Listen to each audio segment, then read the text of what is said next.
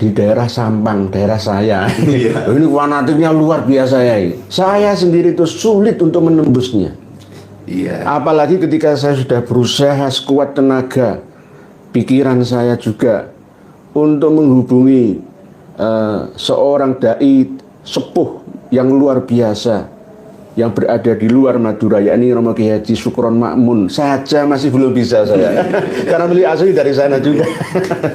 Ya ini ternyata justru malah ini ada beban berat lagi, yakni anaknya Dik Faiz Sukron Makmun ini malah luar biasa malesnya untuk membaca referensi yang ada. Beliau di MUI Jakarta akhirnya mengatakan bahwa aduh saya itu malu mendengarnya. Sebagai anggota majelis ulama tapi tidak mencerminkan ya seorang ulama yang sebenarnya. Mohon maaf agak kasar saya ini, karena tidak boleh seorang ulama atau orang yang duduk di struktural Nahdlatul Ulama tidak mencerminkan seorang ulama. Ulama itu ilmuwan. Segala sesuatu yang tampil berdasarkan ilmu ya harus dibantah dengan hujah ilmu. Tidak boleh dengan husnudon atau dengan hanya prasangka perkiraan saja, reka-reka. Ini pun framing apalagi nyerang balik. Pak Abdul Ghalib ini seorang yang iri, Pak Bukhari yang iri, Pak Bahrul Ulum ini enggak ngerti dan lain sebagainya. Diserang balik kita. Assalamualaikum warahmatullahi wabarakatuh. Saudaraku, alhamdulillah kita masih diberikan umur panjang sehingga kita dapat bertemu lagi di channel Umat Cerdas Official ini. Tanpa berpanjang lebar, langsung saja kita simak videonya dahulu.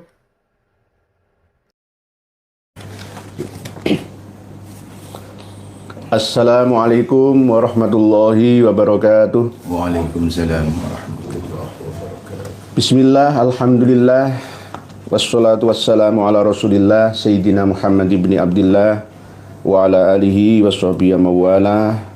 La hawla wa la quwata illa billah.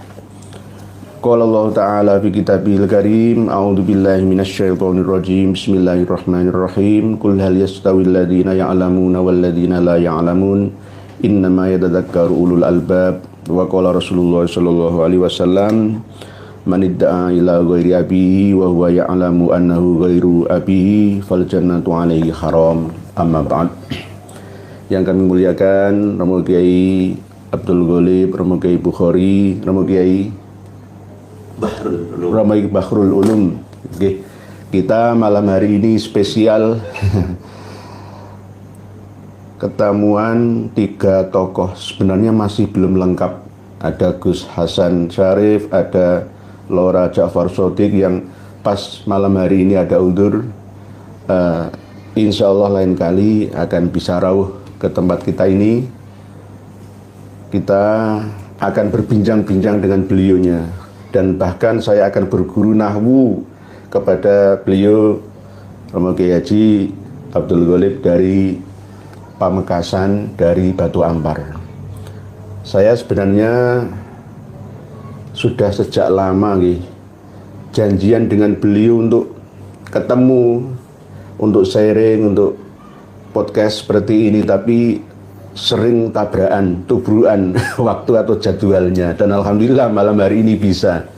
Begitu juga didampingi oleh beliau Romo Kiai Bukhari yang merintis pergerakan ini sejak awal di Tapal Mulo Madura di Kabupaten Pamekasan sana. Kami sebenarnya dapat dukungan yang luar biasa sejak awal juga dari seorang Sri Kandi namanya Bu Zain Zeta, Pak Yai. Beliau itu selalu kritis ya. Selama pengalaman hidupnya, mengalami, jalani sendiri, membuktikannya bahwa ternyata ada ketidaknormalan ya ketika beliaunya berhubungan dengan para habaib Ba'alawi yang ada, tidak hanya di Pamekasan saja tetapi mungkin di mana-mana. Dan beliau alhamdulillah sangat ta'zim kepada panjenengan semua dan bersyukur dengan gerakan panjenengan, Pak, insya Allah sederek Tretan TV Iring Madura, tidak hanya yang di Pulau Madura saja, tapi juga yang ada di Tapal Kuda, di Bondowoso, Situbondo, Banyuwangi, Lumajang, Jember, Probolinggo, Malang, dan sekitarnya semuanya. Nanti kuncinya ada di panjenengan semua. Termasuk diantaranya adalah Romo Kiai Haji Bindoro Takliman dari Bangkalan. Ini musuh ya, bukan musuh dalam hal musuh fisik, tapi musuh dalam hal kajian pro dan kontra, keilmuan. Jadi yang bisa untuk menyadarkan kaumnya itu dari kaumnya sendiri gitu. Rasulullah kenapa diutus ke bangsa Arab pada waktu pertama kali bi'tsah kenabian itu diberikan ya kepada Rasulullah ya, karena beliau sendiri ya orang Arab dari kalangan orang Mekah yang ummiyun. Rasulullah juga termasuk bagian di dalamnya. Kalau saya ini kan masih setengah-setengah, walaupun saya sudah pernah dan sering menyampaikan saya ini juga keluarga Madura. Saya keluarga Madura juga, tapi jenengan lebih kuat posisinya. Dan insya Allah selain trio Batu Ambar, ada lagi Romo Kiai Bukhari, Romo Kiai Bahrul Ulum, dan lain-lain. Lora-lora, yai-yai dari Madura ini sangat-sangat luar biasa. Insya Allah seperti itu. Sebelum kita masuk dalam kajian buku Ketidakabsahan Nasabah Alawi karya beliau Kiai Haji Ja'far Shodiq Fauzi, Kiai Haji Abdul Ghalib Syahuri, Gus Hasan Syarif. Begitu juga ada Hikayat Israiliyat Yahudi Khurafat Ba'alawi. Ini nanti kami akan turut mengkajinya karena saya baru pegang malam ini. Belum sempat memutolaah sebelumnya ya. Jadi sebelum kita masuk ke materi ini, kami persilahkan ya turi kepada Romo Kiai Haji Abdul Ghalib, Romo Kiai Haji Bukhari untuk menyampaikan mukodimah kepada para pemirsa dan pendengar di seluruh dunia. Monggo ya turi. Assalamualaikum warahmatullahi wabarakatuh. Waalaikumsalam warahmatullahi wabarakatuh. Alhamdulillah wassalatu wassalamu ala Rasulillah wa ala alihi wa sahbihi wa man wala, amma ba'du. Yang sangat kami hormati Bapak Kiai Kairti Nur Ikhya yang sudi menerima kunjungan kami di dalam beliau. Kami sangat banyak terima kasih kepada beliau. Sama-sama. Pada kesempatan malam ini kami sangat ingin sungguhnya berjumpa dengan beliau. Sejak awal kami meneliti tentang keabsahan Nasabah Alawi. Namun karena waktu tidak memungkinkan, hanya Allah mengizinkan malam ini. Semoga pertemuan kami ini mengandung hikmah. Amin, amin, amin. Kami ingin bertukar pendapat sebagai tambahan ilmu bagi kami yang belum kami ketahui. Oleh sebab itu kami hadir dari Madura berziarah ke dalam beliau, dan tentunya tentang pembahasan polemik nasab pada saat ini, karena sungguhnya kita ini dituntut sesungguhnya oleh pendahulu-pendahulu kita untuk selalu mengkoreksi seseorang yang mengaku bernasab kepada baginda Nabi besar Muhammad SAW, sebagaimana yang telah dijelaskan oleh Imam Ibnu Hajar Al-Haytami di dalam kitabnya yang beri likulli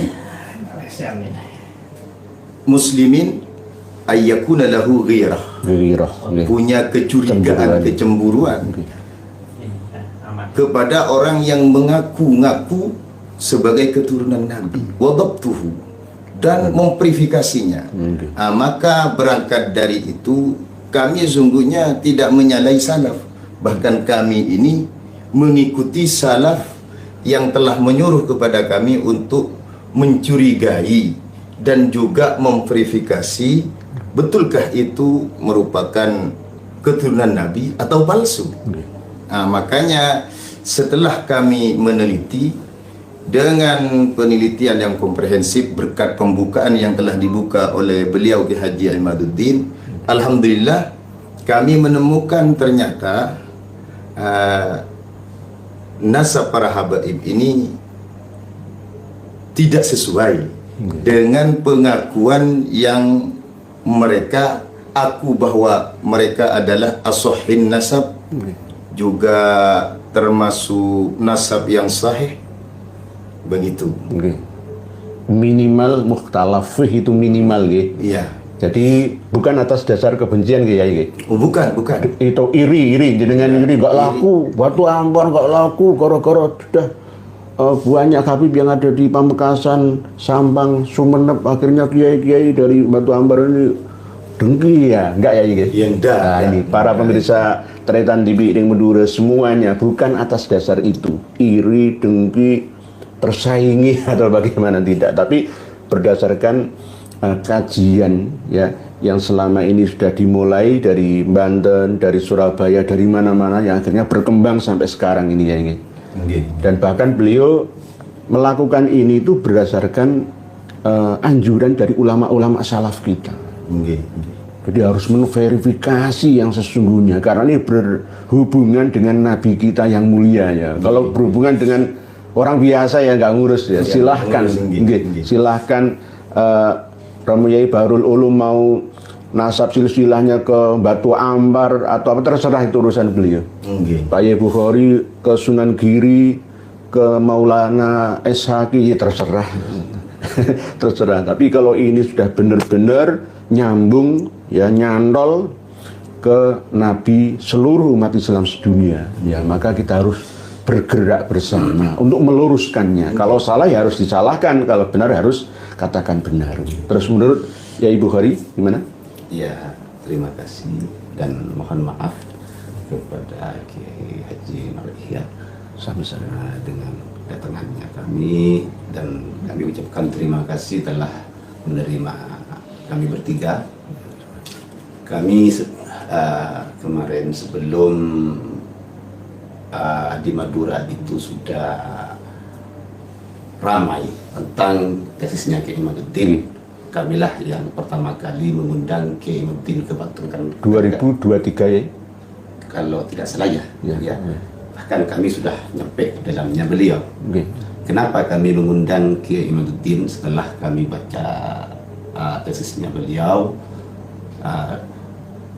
kami mempunyai, oh ini kayaknya benar, ini benar. Masih kusnudun kayaknya gitu. Akhirnya kami membaca sebuah kaidah nasab.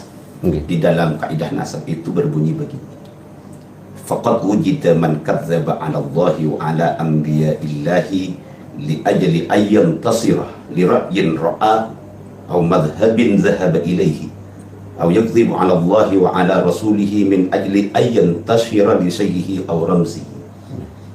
Yang dimaksud, ada sebagian di kitab itu dijelaskan bahwa ada ditemukan seseorang itu berani berbohong dengan nama Allah karena membela gurunya, membela junjungannya. Sedangkan kebanyakan itu kiai, bahkan tokoh-tokoh yang tokoh masyarakat itu sangat membela kepada Bani Alawi itu, fanatik Buddha. Maka dari itu kami, karena mungkin kami baca dua kitab atau satu kitab atau dua kitab, tak mungkin seperti Kiai Imaduddin, maka kami mempunyai inisiatif, oh ini Kiai Imaduddin harus kami datangkan. Akhirnya di waktu itu kami berangkat dari ranting NU, Pak Kiai. Mulai ranting NU. Dari ranting NU. Kami ingin menghadirkan pakarnya. Ini harus hadirkan Kiai Imaduddin. Dan alhamdulillah setelah kami mengundang Kiai Imaduddin, akhirnya kami pun digagalkan. Ya, yang menggagalkan mohon maaf. kami kan ranting. Nggih. Yang menggagalkan itu bukan dari organisasi lain, Mas. MWC. Dan juga dari PC. ya tidak tahu. ya, dari NU juga. Nah ini Iya. belum adanya kesiapan untuk menerima perbedaan atau mengkaji kajian yang selama ini belum pernah dikaji oleh mereka Tretan Dibi, para kiai, para Gus Lora di Madura khususnya Pamekasan. Lanjut ya. Tetapi Kiai, mohon maaf. Di waktu itu kami karena ranting, artinya di jabatan NU itu kami paling bawah. Kami sam'an wa ta'atan, walaupun kami sudah tahu bahwa kami ini ada di jalan yang benar. Gitu. Tapi biar ada kondusifan dan yang lainnya, kami sam'an wa ta'atan, kami gagalkan. Nanti alhamdulillah, gagal itu alhamdulillah karena intinya sudah ada perjuangan. Innamal a'malu binniyat atau niyatul mukmin itu termasuk ke amali. Sudah dapat pahala satu ya. Walaupun belum terlaksana, tapi insya Allah kedepannya akan bisa terlaksana. Dan tanpa ada hambatan yang sifatnya berat gitu, enggak, insya Allah nanti Tretan DP, dulur-dulur kabir yang Madura insya Allah mau menerima ini bukan kajian kebencian tapi keilmuan gitu loh, sehingga semuanya harus kembali ke referensi, ke data kitab-kitab yang ada, kitab nasab, kitab sejarah dan pendukung-pendukung lainnya. Jadi ada hikmah di balik peristiwa ini ya. Hikmahnya adalah kitab-kitab yang lama tidak dibuka akhirnya semua terbuka. Yang selama ini belum punya akhirnya punya. Lah ini kan hikmah yang sangat luar biasa ya ini. Jadi Pak Bukhari ini termasuk manfataha. Orang yang membuka bisa. Membuka pertama kali karena di daerah Sampang, daerah saya. Ini fanatiknya luar biasa ya. Saya sendiri itu sulit untuk menembusnya. Apalagi ketika saya sudah berusaha sekuat tenaga, pikiran saya juga untuk menghubungi seorang dai sepuh yang luar biasa yang berada di luar Madura, yakni Romo Kiai Haji Sukron Makmun saja masih belum bisa saya. Karena beliau asli dari sana juga. Ya ini ternyata justru malah ini ada beban berat lagi, yakni anaknya Dik Faiz Sukron Makmun ini malah luar biasa malesnya untuk membaca referensi yang ada. Beliau duduk di MUI Jakarta akhirnya mengatakan bahwa aduh saya itu malu mendengarnya. Sebagai anggota majelis ulama tapi tidak mencerminkan ya seorang ulama yang sebenarnya. Mohon maaf agak kasar saya ini. Karena tidak boleh seorang ulama atau orang yang duduk di struktural Nahdlatul Ulama tidak mencerminkan seorang ulama. Ulama itu ilmuwan. Segala sesuatu yang tampil berdasarkan ilmu ya harus dibantah dengan hujah ilmu. Tidak boleh dengan husnudon atau dengan hanya prasangka perkiraan saja, reka-reka. Ini framing apalagi nyerang balik. Pak Abdul Ghalib ini seorang yang iri, Pak Bukhari yang iri, Pak Bahrul Ulum ini enggak ngerti dan lain sebagainya. Diserang balik kita. Itu nih. Jadi sudah jelas nih Pak Yai yang luar biasa dari Pamekasan Madura ini menyampaikan ya dengan setulus hati beliau dengan niatan yang ikhlasan ya, yang tidak ada unsur kebencian, kedengkian atau bahkan ingin melakukan fitnahan ya, kepada sesama umat Islam, bukan. Jadi ini harus diterima dengan sikap yang positif oleh warga-warga Madura, khususnya yang di luar Pulau Garam Madura, yang di Probolinggo, di Wafi khususnya. Wafi ini bagian panjenengan ya. Kalau saya itu sebenarnya bukan males atau apa ya, ini urusan Pak Abdul Ghalib, Gus Hasan Syarif, Pak Jafar Shodiq, Pak Bukhari, Pak Bahrul Ulum. Ya memang begini. Yang kami temukan di tulisan keabsahan nasabah alawi yang paling dominan dipakai oleh mereka kan Rasail fi ilmil ansab. Fil ilmil ansab. Nggih. Rasail fi ilmil ansab ini sungguhnya kalau dibaca dengan keseluruhan, maka di halaman 34 dijelaskan itu al-ansab lil bashar kal asanid lil khabar, seperti sanad-sanad hadis. Setelah dikaji nasabnya Ba'alawi ini dari Ubaidillah mencantolkan kepada Sayyid Ahmad Al-Abbah, maka cukup kalau pakai Rasail fi ilmil ansab, cukup pakai perkataan Kiimat terputus 550 tahun. Itu cukup sudah, karena itu kalau kita kaitkan dengan kaedah-kaedah di dalam mustalahul hadis, itu illahnya illah qadhihah zahirah. Yang mana illah qadhihah zahirah ini sudah tidak bisa dipakai. Nah begitu ya. Jadi nggak perlu kafi al-muntakhab fil ilmi nasab atau muqaddimat fil ilmi nasab, cukup Rasail saja sudah jatuh. 34 sudah jatuh. Iya. Kalau masih umpama kita melalui kajian yang komprehensif, saya temukan begini. Di Tasbitul Fuad itu di halaman 1560. Juz berapa? Itu juz 3. Juz 3-nya. Iya, Tasbitul Fuad itu yang namanya Syekh Ahmad bin Abdul Karim Al-Hasawi itu mengatakan bahwa pertama kali yang menulis, yang mencatat, yang mengkabari tentang nasabnya Ba'alawi itu adalah Syekh Ali bin Abi Bakar As-Sakran Al-Burqah Al-Musiqah. Terus beliau ini siapa? Beliau ini murid langsung dari Al-Habib Abdullah bin Alawi Al-Haddad.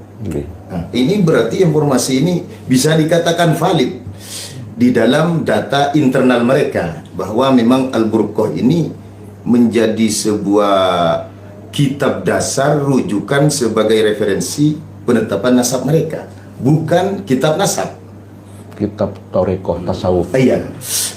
Kami tidak mengkritik tentang kitab ini bukan kitab nasab, bukan kitab apa, pokoknya ada catatan. Anggaplah Ar-Ruq'ah ini sebagai catatan. Lah maka kami selidiki dari sana. Karena kalau kami selidiki secara komprehensif, nasabnya Ba'alawi ini menggunakan dua, Kiai. Metode. Menggunakan Abdullah bin Ahmad Al-Abbah, menggunakan Ubaid bin Maimun. Enggak, menggunakan Ubaid bin Ahmad Al-Muhajir, kan gitu. Ahmad saja. Kalau pakai yang namanya As-Suluk fi Tabaqatil Ulama wal Muluk kan Abdullah itu bukan nasabnya Ba'alawi sungguhnya, Abil Hasan. Itu Abdullah bin Ahmad bin Isa. Sedangkan data dari internal mereka adalah Ubaidillah. Aslinya Ubaid. Mereka untuk menserasikan dengan Abdullah yang ada di Al-Janadi, maka ditambahlah Ubaidillah. Itu aslinya Ubaid itu Ubaidillah. Litawadu'ihi itu. Iya. Setelah saya kaji bagaimana di Burqatul Musiqah di halaman 150 mengatakan hauna huwa Ubaid. Ubaid itu yang asli nama kakek mereka. Terus dilanjutkan waqad fahimtu mimma taqaddama awalan min tarikhil janadi. Kami padukan di Tarikhil Janadi itu di juz 2-nya diterangkan ini yang saya temukan Abdullah bin Ahmad bin Isa. Sedangkan data di Al-Burqah itu Ubaid atau ditaswir katanya Ubaidillah bin Ahmad bin Isa, yang mana Ahmadnya ini bergelar Al-Muhajir. Maka Saya tengok di kaedah ilmu nasab, karena nasab ini bisa diverifikasi dengan kaedah-kaedahnya. Kalau ini nasabnya bisa sahih, bisa ndak, ini kan harus pakai kaedah. Kalau pakai nas, ya nggak mungkin lah. Nabi sudah meninggal lama dari hidupnya Sayyid Ahmad Al-Abad. 3 abad lebih. Iya, nggak mungkin menerangkan hadis tentang Ahmad Al-Abad. Belum lahir. Iya. Maka kita pakai logika. Oke, logika ini sifatnya Kiai kan banyak. Maka diputuskan pakai kaedah dalam ilmu nasab. Kami buka di Muqaddimat fi Ilmil Ansab di halaman 66. Ternyata Ubaidillah dimasukkan ke Abdullah oleh Syekh Ali bin Abi Bakar As-Sakran, itu terdapat adraj. Mukhalifatan lil usul. Adraj ini kalau di Muqaddimah fi Ilmil Ansab halaman 66 itu dikatakan itu manhulun nasab, nasab palsu. Karena adraj itu memasukkan data palsu, ya. Penyelundupan. Penyelundupan. Setelah ditemukan ada adraj, juga ada illah qadihah, yang mana sumber dari Al-Burqatul Musyiko sudah nggak cocok dengan yang ada di As-Suluk fi Tabaqatil Ulama wal Muluk, karena ada adraj. Juga sumber nasab ini dicantolkan kepada Sayyid Ahmad, nggak ketemu dari mana ini asalnya. Sudah terputus selama 550 tahun. Ini kita membicarakan data dari internal mereka.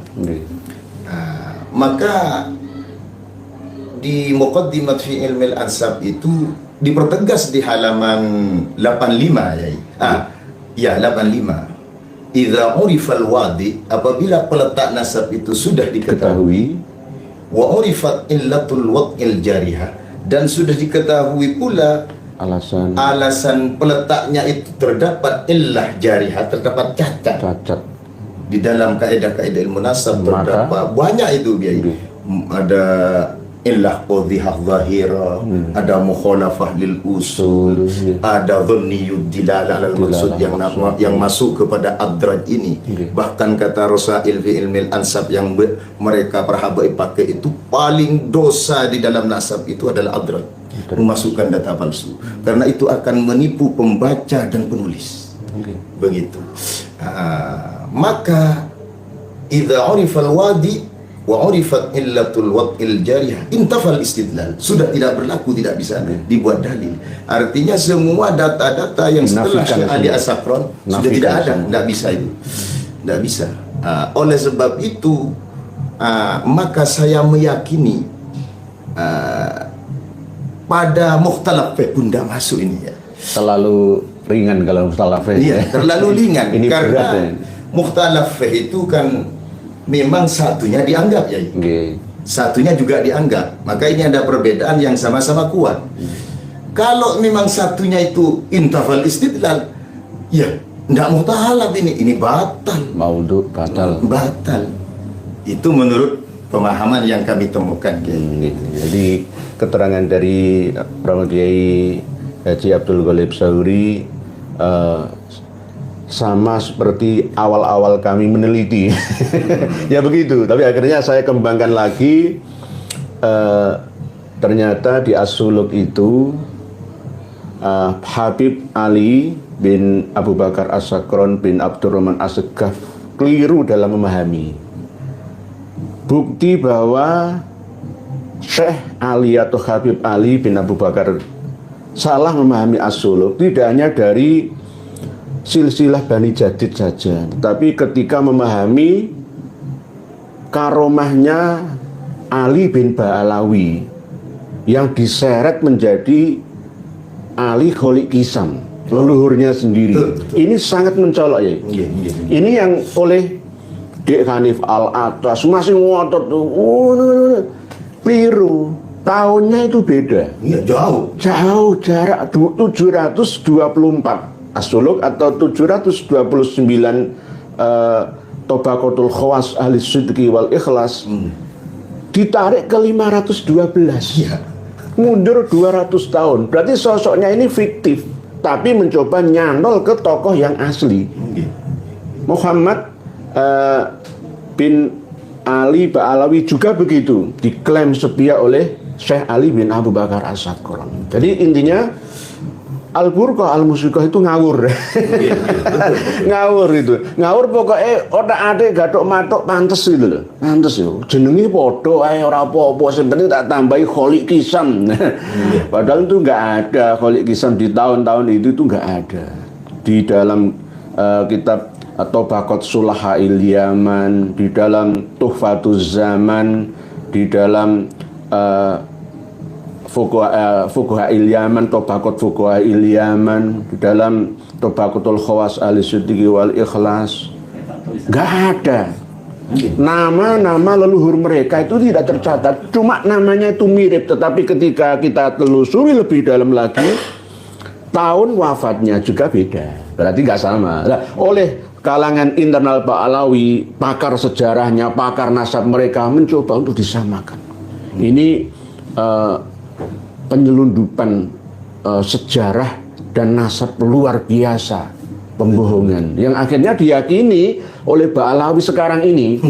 Jadi kalau ada Habib-habib muda, dewasa dan tua sekarang ini berdasarkan kitab leluhur mereka, ya memang nggak salah karena yang mereka pegang itu ada datanya. Tapi data ini ketika kita mundur ke belakang sampai abad ke-4 Hijriah, baru tahu mereka bahwa putus selama 650 tahun. Kalau saya ya ini, karena saya berdasarkan kitab nasab, Khatun Nasabah Mausukum Bih. Itu yang saya pegang. Ya, karena memang di Rosail begitu. Kalau di pakai Rosail yang mereka pakai, itu yang dijadikan referensi utama adalah kitab nasab, karena ini membahas nasab. Kalau nanti kitab sejarah dan kitab lainnya itu malah madhannul wad'i wal kadhibi fil nasab. Itu kalau pakai Rosail yang mereka kutip.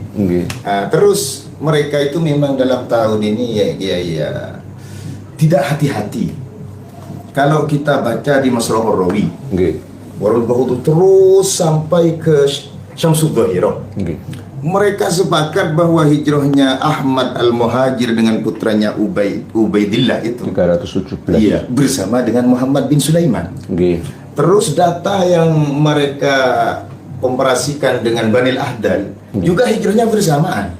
Padahal Muhammad bin Sulaiman itu 540 Hijriah. Itu sudah sepakat ulama sejarah mengatakan Muhammad bin Sulaiman hijrahnya 540 abad 6. Ya. Lah kenapa kok jadi abad 4 ini ke Sayyid Ahmad Al-Abad? Lah ini memang rancu ya. Akselerasi untuk ditemukan, dicocok-cocok, dipaksakan cocok gitu ya. Nggih, memang di dalam Al-Masra'ur Rawi sendiri Abu Bakar As-Sili jelas menerangkan bahwa Muhammad bin Sulaiman yang menjadi leluhurnya Bani Al-Ahdal. Yuk, jelas. Tetapi Abu Bakar As-Sili ini mulai tidak mau menerima kenyataan. Mohon maaf. Beliau tetap berkelit, berdalih lain. Padahal beliau sendiri sebenarnya menyebutkan di dalam kitab karyanya ada Bani Jadid yang tidak termasuk dari Bani Jadid yang dipahami oleh As-Suluk. Jadi ada Bani Jadid itu yang sampai leluhurnya itu ada nama-nama yang tidak terkenal di antara silsilah nama-namanya Bani Jadid bin Abdullah bin Ahmad bin Isa, atau mungkin nyebrang langkah ke silsilahnya Bani Al-Ahdal, Muhammad bin Sulaiman bin Ubaid bin Isa bin Alwi bin Muhammad bin Himham bin Aun bin Musa Al-Kazim bin Ja'far Shadiq. Jadi ini saling bertolak belakang, tetapi mencoba untuk dipadukan supaya tidak bertolak belakang, supaya kita seirama itu. Seirama. Lalu setelah Al-Masra'ur mulai ditata lagi. Apalagi yang sangat-sangat mencurigakan kami itu di Syamsud Dhahirah. Syamsud Dhahirah yang kita kenal selama ini pengarangnya adalah Habib Abdurrahman Al-Masyhur ya, pengarang kitab Bughiyatul Mustarsyidin yang sangat terkenal itu. Bagi orang yang tidak kritis ya, tidak teliti ya, langsung akan menerima mentah apa yang menjadi karya-karya beliau. Ya iya.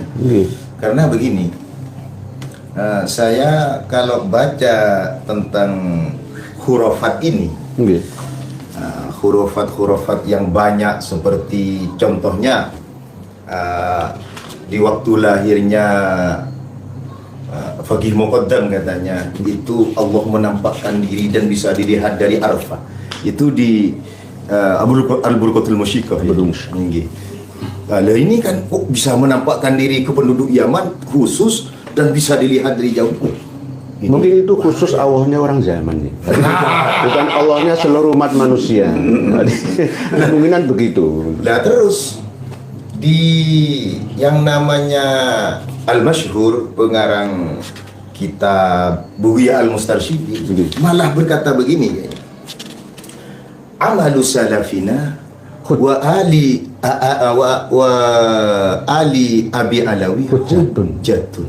Oh, berani ini membenarkan, seperti mengatakan di dalam kitabnya beliau dari Al-Habsyi yang mengatakan wa min karamati Ahmad, sebagian dari keramatnya Habib Ahmad itu apabila ketemu cewek di pinggir lorong, diremas-remas, dipencet-pencet, itu katanya yang pertama pakai karomah, yang kedua pakai hikmah.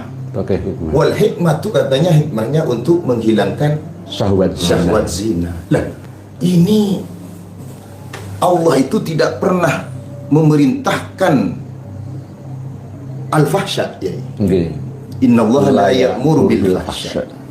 Masa kekasihnya yang luar biasa diberi karomah, diberi kemuliaan dengan fahsya?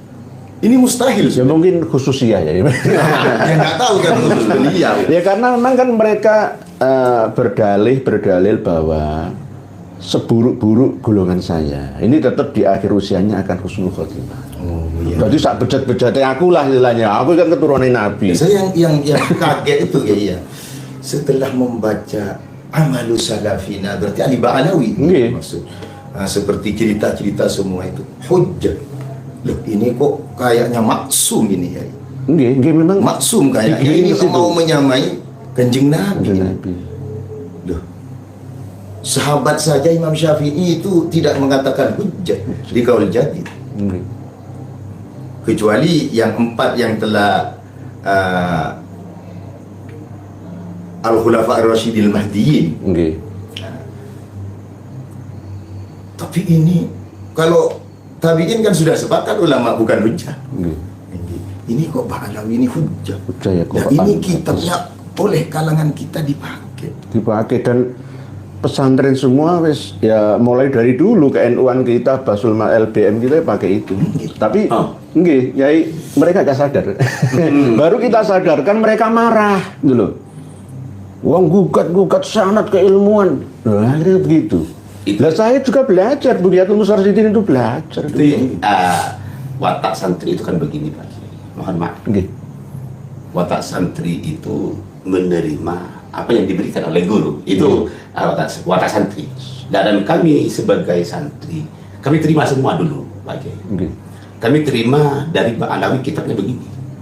Nah, akhirnya kami juga terima penelitiannya Kiai Imaduddin dan Panjenengan dan juga ke Walid.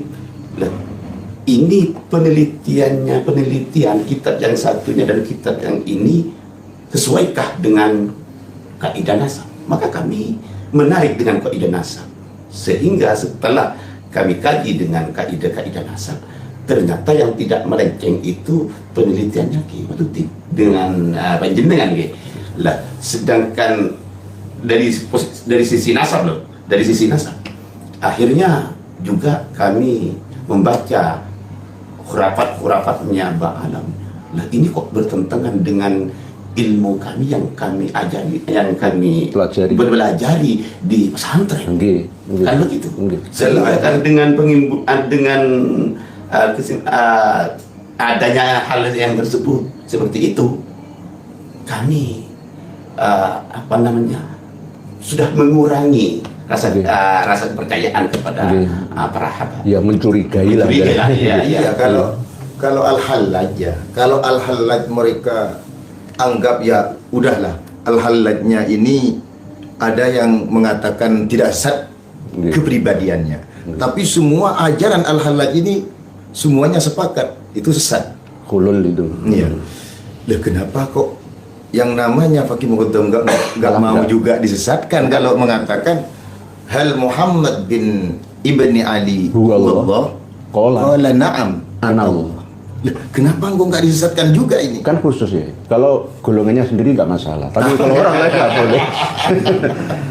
Nah ini ada tambahan lagi ya. Yai tadi kan menukil dari kitab Bughyatul Mustarsyidin tentang amalu alu ba'alawi hujjah. Tidak hanya amalu ba'alawi saja, tetapi amalu ahli tahrim ya hujjah.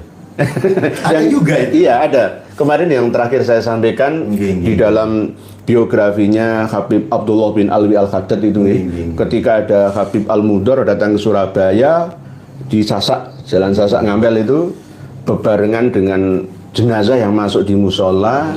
Terus akhirnya para jamaah ini tanazu ya, ada perselisihan ini yang pas waktu asar datang sholat asar andan gitu. Terus ini gimana, ini sholat jenazah dulu apa sholat asar dulu? Nah, akhirnya Habib ini bilang semuanya harus merujuk ke tarim sana.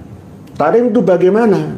Oh kalau di tarim sholat asar dulu baru sholat jenazah. Berarti di Surabaya ini harus mengikuti sana karena amalu ahli tarim hujjah. Oleh sebab itu dari dasar ini bisa juga Jawa bintu tarim, Surabaya, Pamekasan, Sampang, Sumeneb, Bangkalan ya bintu tarim semua.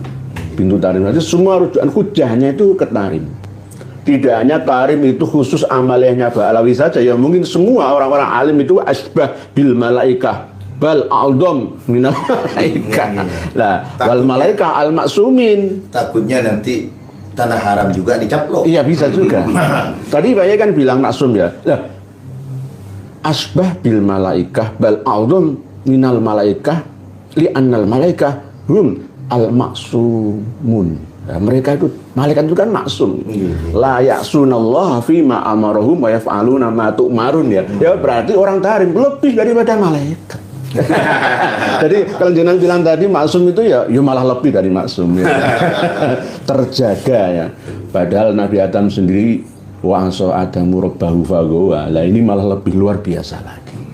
Ini diskusi yang penuh dengan isi ya. Karena bertemu dengan orang-orang alim seperti ini saya harus mengimbangi ya. Sebenarnya saya ini orang bodoh ya. Saya ini orang bodoh tapi orang yang suka ilmu. Jadi kadang-kadang ada orang yang menuduh saya, dari kawan-kawan Madura menuduh saya, waktu aku alam saya tidak pernah ngaku. Saya semakin bodoh. Saya ketika menemukan kitab-kitab baru saya semakin bodoh.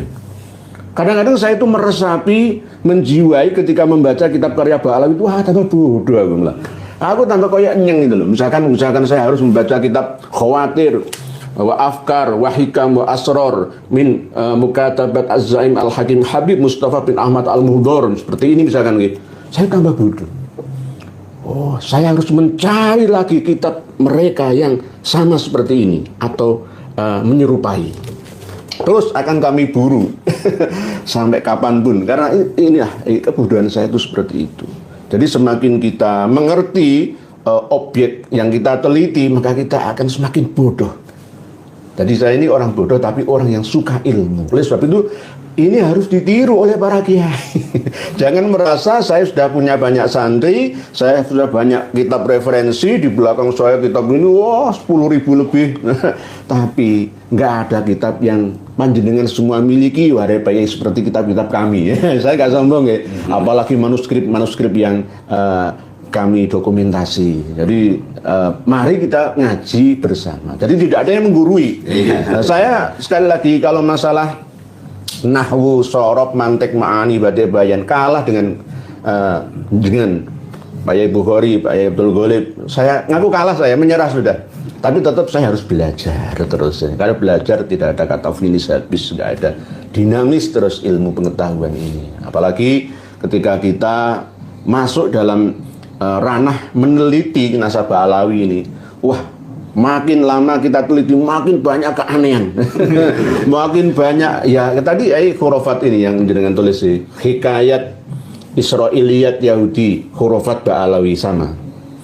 Jadi tulisan panjenengan ini sebenarnya sangat luar biasa para pemirsa dan pendengar semua. Saya belum sempat ya meneliti kedua buku ini secara khatam lengkap ya. Tapi secara kilat kalau saya membaca buku-buku seperti ini itu bisa mengambil kesimpulan secara singkat bahwa ini layak untuk dimiliki oleh saudara-saudari semua. Harganya berapa ya? Dua ini? 75.000 ya. Dapat dua buku, dikirim langsung sampai ke rumah panjenengan melalui apa ya? Melalui Shopee apa? Kurir atau nggih, nanti hubungi nggih.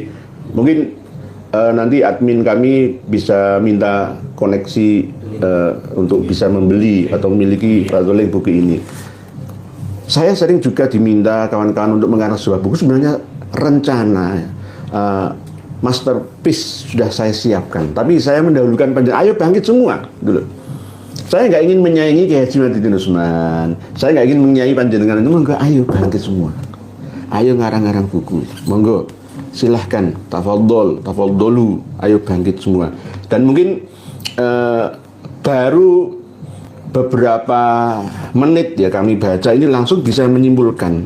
Mungkin ini bisa jadi masukan ya nggih. Bukan untuk menyalahkan, bukan. Ini buku tidak bisa dikatakan 100% sempurna, itu nggak bisa. Sama seperti ketika kami meneliti buku karya Kiai Haji Madidin Usman. 99% sahih ya. 1%-nya ada yang kurang. Orang yang paling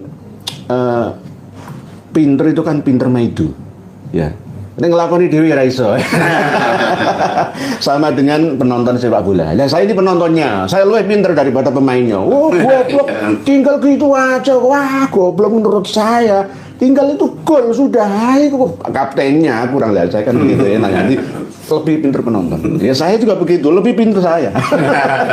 Karena saya tinggal, yaitu kelemahan saya sendiri tidak tampak, tapi kelemahan orang lain kelihatan. Nah, ini saya itu menemukan ada kejanggalan di Hikayat Israiliyat Yahudi Khurafat Ba'alawi di halaman 17 gitu.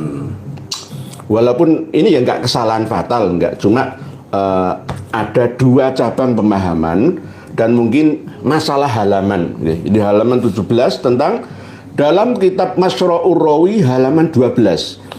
Ini kalau merujuk ke manuskrip itu halaman 22. Kalau manuskripnya 213 ya. Oh, 300. 213. Nggih. Di manuskrip Masra'ur Rawi ini 213. Nggih, 213. Lah Al-Faqihul Muqaddam yang mengaku sebagai Allah, karena yang masih menulis anallah itu hanya ada di manuskrip Masra'ur Rawi sama cetakan Masra'ur Rawi yang pertama. Cetakan yang kedua sudah tidak ada. Yang cetakan kedua seperti ini sudah tidak ada, dihapus. Sama Al-Jawharus Syaffaf. Kalau di cetakan ini sudah tidak ada lagi, anallah itu sudah tidak ada. Lah, ini wasami Arabian yakulu ini berarti lebih condong menukil dari Al-Jawharus Syaffaf. Hal Muhammad bin Ali huwallah faqala na'am anallah wa kharra maghsyian alaihi. Dan telah mendengar seorang Arabi, dia berkata, apakah Muhammad bin Ali Al-Faqihul Muqaddam adalah Allah? Maka Muhammad bin Ali menjawab, iya, akulah Allah. Dan jadilah seorang Arabi tadi pingsan. Jadi wa kharra maghsyian alaihi, kalau menurut saya yang pingsan semaput itu Muhammad bin Ali Ba'alawi Al-Faqihul Muqaddam, bukan Arabinya. Itu menurut saya. Tapi kalau memang menurut kawan-kawan tiga serangkai ini mengatakan yang semaput itu Arabinya, ya nggak apa-apa. Karena memang tidak disebutkan secara spesifik. Kata ganti hu-nya itu loh, huanya itu ke siapa itu. Jadi memang beginilah. Nah, kitab-kitab karya ulama-ulama kita kadang-kadang ada yang tidak sesuai dengan kaidah, atau mungkin mereka kan selalu berbahasa Arab. Kalau kita ini kan berbahasa Madura, bahasa Jawa, bahasa Indonesia. Jadi kadang-kadang pemahamannya beda itu. Jadi masalah ini tidak terlalu fatal lah ya masalah ini. Yang penting poinnya kan anallah itu tadi. Anallah itu tadi. Terus ya ini ya masalah halaman Mas'ud Rawi 213 sama wa kharra maghsyian alaihinya ini. Terus mungkin ada lagi beberapa tapi tidak banyak lah. Insyaallah dua buku ini layak untuk dimiliki. Layak dimiliki oleh saudara-saudari semua. Nanti akan kami teliti lagi. Ya mohon maaf nggih. Tadi penonton lebih pintar daripada pemain itu tadi. Jadi tentang khobar majhul insyaallah. Tapi ininya sudah 90% lah. Sahih ini, sudah sahih. Jadi intinya ketidakabsahan nasabah alawi itu sudah tidak tertolong lagi lah, jelas tidak sah. Kalau apalagi ketika kita buka kitab Keabsahan Ba'alawi yang rombongan 8 orang itu ya, dari kalangan Habib dan non Habib muhibinnya yang kemarin waktu pertemuan di kantor Robito Alawiyah Jakarta, ya itu jelas itu saya temukan 300 kesalahan. Dan Yai sendiri kan juga menemukan wa yathbutun nasabu bil alamatil wadihat wa bil bayyinatis sabitat wa yathbutu bisyubhat. Iya kan? La itu kan fatal. La dan nafi isbat ya kan fatal. Antara ya dan tidak. Lah, sudah sahih. Semuanya bilang begitu kan memalukan ya. Betul. Tolong dikoreksi. Di banyak tempat, bukan satu tempat. Bukan satu tempat saja. Banyak tempat itu dikutip. Nah, harusnya yaitu tadi sebelum diedarkan sebuah karya itu harus ditaskhih terlebih dahulu. Kalau ini saya percaya yang naskhih Lora min Talamidhi As-Sayyid Muhammad bin Alwi Al-Maliki. Ya, saya percaya. Cuma yang keabsahan nasabah alawi yang dikarang 8 orang dikasih kata pengantar 9 kiai itu sangat-sangat menyesatkan. Sangat menyesatkan dan memalukan intelektualitas umat Islam Indonesia khususnya ya. Apalagi kalau dilihat oleh umat Islam sedunia. Ini karya apa ini? Kalau bahasa kasarannya lebih baik masuk, ya mohon maaf, saya nanti kasar masuk sampah atau kasar, enggak begitu. Cuma ya bisa untuk dijadikan dokumentasi bahwa ternyata sesuai dengan firman Allah Ta'ala, wa in kuntum fi raibim mimma nazzalna ala abdina fa'tu bi suratim min mithlih wad'u syuhada'akum min dunillahi in kuntum shadiqin. Tapi jawaban Allah, fa illam taf'alu wa lan taf'alu fattaqun naral lati waquduhan nas wal hijarah wa iddat lil kafirin. Memang benar, ternyata Habaib Ba'alawi tidak mampu membuat bantahan yang sahih, yang fasih, ya. Bantahan yang benar-benar sangat-sangat teliti, okay. Presisi tinggi, ya ternyata nggak mampu mereka. Ya berarti sudah jelas terakhir mentok, sudah tidak bisa ditawar lagi bahwa mereka sudah batilun tambah jiddan syadidan. Nah, ini jadi tidak bisa diselamatkan lagi. Satu yang tidak bisa menjawab pertanyaan keiman, tidak bisa membantah tesis keiman, kan itu hanya bukan bantahan tesisnya keiman. Pembelaan. Ini membela diri, tapi membela dirinya kok membabi buta arahnya ke badannya sendiri. Enggak. Justru itu kalau dibaca oleh orang yang ngerti, guys, seperti jenengan, guys, Pak Ibu Khori, Pak Abdul Ghalib, Pak Bahrul Ulum, guys. Justru itu membatalkan, bukan mengabsahkan, gitu loh. Tapi bagi orang awam nggak begitu ya. Orang awam ini dikasih informasi yang mengandung propaganda, walaupun salah. Itu kalau dipropaganda terus jadi benar. Betul. Benar, di propaganda itu jadi benar. Memang kewajiban kita untuk meluruskan. Enggak, harus wajib ya, bukan fardu kifayah. Kalau sekarang ya semua harus fardu ain untuk meluruskan ini karena sudah banyak yang tahu informasi ini. Kalau untuk awal-awalnya mungkin ya fardu kifayah saja. Bagi yang mengerti, mampu memahami, membaca kitab-kitab yang bertulis dan berbahasa Arab. Tapi kalau untuk orang-orang awam mungkin yang menyerahkan ke imam-imam seperti panjenengan saja. Iya, cukup karena kalau kita berlandaskan kepada Imam Malik, itu pengakuan yang sudah diketahui secara kaedah ilmu nasab, secara ilmu sejarah, teknologi, bahkan ilmu modern seperti tes DNA. Mereka semua ini batal, tidak memenuhi syarat. sudah tahu seperti itu, masih meyakini, berarti dia mau istighfafan bihaqqin Nabi ngeremeh Muhammad no, sallallahu alaihi wasallam. gampang no, nyepelekan.